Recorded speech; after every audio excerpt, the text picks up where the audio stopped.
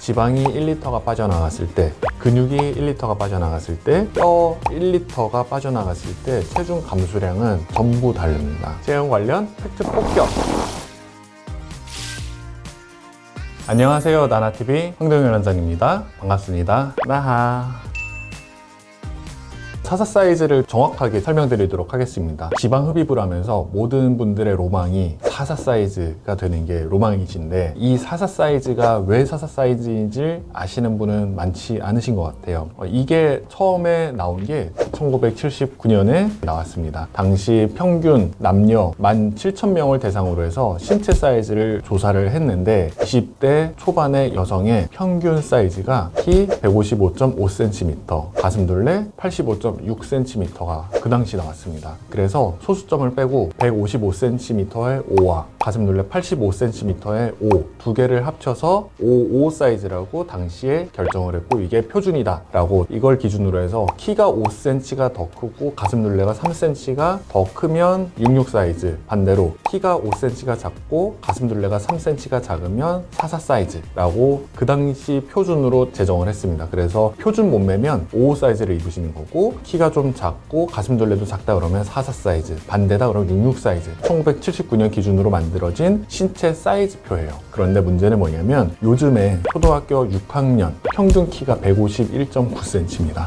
현재 기준으로 44 사이즈는 초등학교 6학년도 입기 힘든 사이즈가 됐다는 거죠. 44 사이즈다, 이거를 내가 입어야겠다 라고 하는 거는 바람직하지 않고, 사람들마다 이상적인 몸매가 분명히 있을 테고 거기에 맞춰서 수술 목표를 정하는 것이 훨씬 좋을 것 같습니다.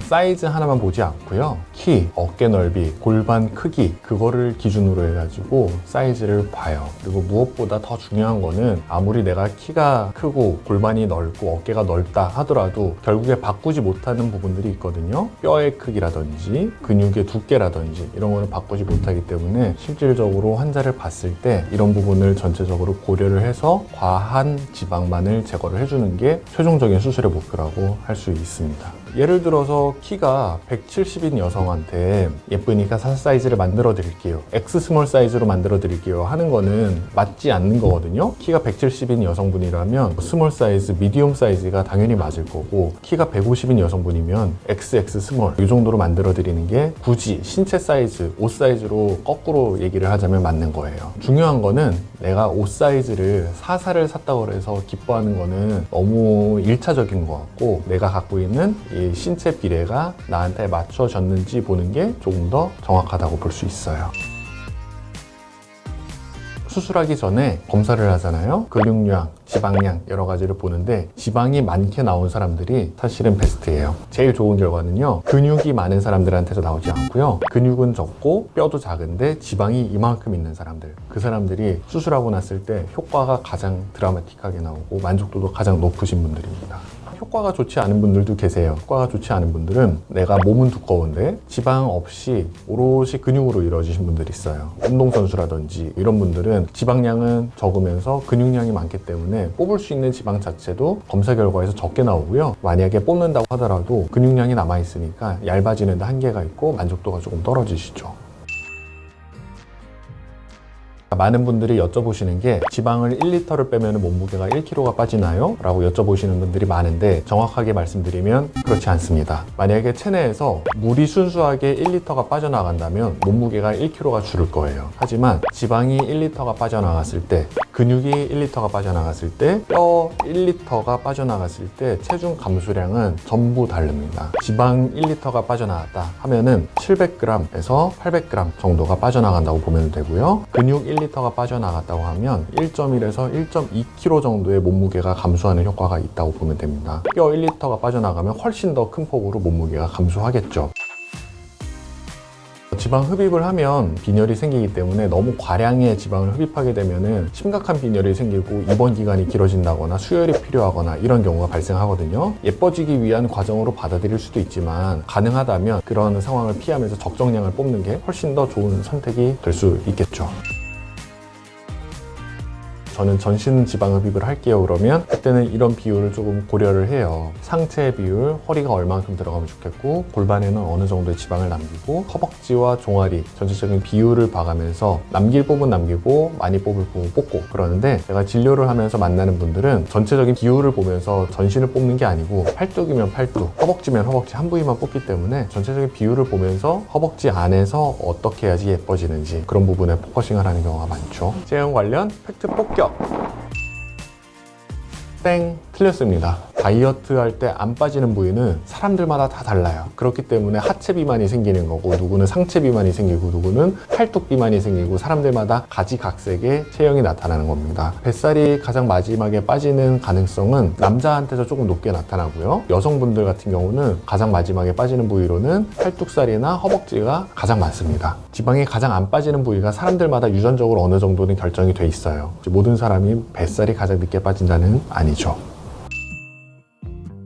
결론부터 말씀드리면은 없어요. 셀룰라이트는 비유를 하자면 내 허벅지, 내 팔, 내 배에 보조개가 있는 거라고 보시면 돼요. 보조개가 하나가 아니고 여러 개의 보조개가 있어요. 보조개가 있는 사람이 있고 보조개가 없는 사람이 있잖아요. 보조개가 있는 사람은 안에 있는 근육과 바깥에 있는 피와 진피를 연결하는 인대 같은 구조물이 있는 거고요. 셀룰라이트도 똑같아요. 안에 근막과 표피, 피하를 연결하는 그런 끈 같은 구조물이 늘어지면서 생기는 게 셀룰라이트예요. 늘어난 끈 같은 구조를 끊어줘서 당겨줘야지 이게 없어지는 거지, 지방 흡입을 한다고 해가지고 그 끈이 없어지지도 않고 지방을 채워 넣어준다고 해서 끈이 없어지지도 않아요. 엄밀하게 말하면 그 수술을 하는 사람이 있습니다. 비윤리적인 수술이기 때문에 해서는 안 되는 수술이죠. 해외 유명 셀럽 같은 경우는 갈비뼈를 제거하는 수술을 실제로 시행을 하기는 했고요. 거기에 따라 가지고 건강상의 불이익을 감수를 하셨죠. 하지만 대중적으로 우리가 시행할 수술은 절대 아닙니다. 자세 교정에 도움이 되고 다이어트에 도움이 된다라고 써놨는데, 의학적 근거는 어디에서도 찾아볼 수 없었어요. 발가락이 다이어트에 도움이 되고 자세 교정이 되려면 이론적인 베이스를 통해 가지고 이게 만들었으면 그럴 수 있는데, 발가락 사이 마찰을 줄여주면 발가락이 시원은 하겠지, 그리고 통풍이 잘 되니까 뭐 무좀 치료에는 뭐 도움이 되겠는데, 발가락 사이에 통풍이 잘 되는 게 다이어트에 어떻게 도움이 되는지는 모르겠고, 원래 사람은 발가락 사이의 마찰, 손가락 사이의 마찰, 관절과 관절 사이의 마찰은 당연히 있게 만들어진 신체이기 때문에 그거를 막는 게 무슨 도움이 되는지는 전혀 모르겠어요. 의학적으로 봤을 때는 근거가 없는 제품입니다.